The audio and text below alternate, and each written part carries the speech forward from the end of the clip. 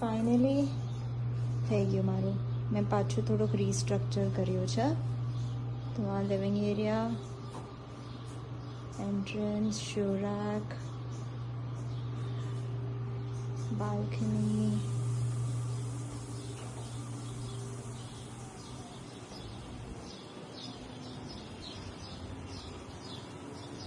બસ આટલું મસ્ત વેધર છે અત્યારે. એન્ડ દેન એન્ટર અહીંયા. પછી આ પૂરું મેં ડેકોર કર્યું ફ્રેમ, શું કહેવાય, ફૂલવાળું એરિયા.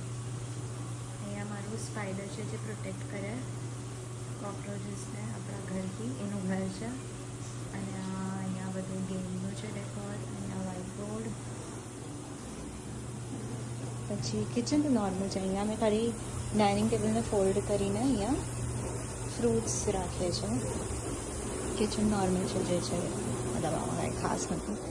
પછી ઓપોઝિટ અહીંયા પેલા ગૌતમ બુદ્ધાનું ફ્રેમ હતું, એને નીકાળીને બુકનું પૂરું કરી દીધું છે. તો આ પૂરું બુકનું એરિયા, ભગવાનની એરિયા આવી રીતે લુક્સ ફેબ, મસ્ત લાગે છે ઓલ એન્ડ ઓલ આવી રીતે.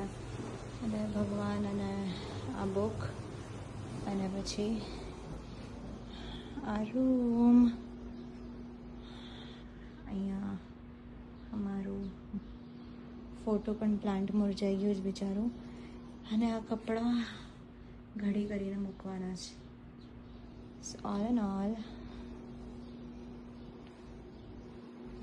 મસ્ત થઈ ગયું. તો મેં આ ચેન્જ કર્યું પૂરું એરિયા, એન્ડ અહીંયા પાંદડા લગાવી દીધા. That's it.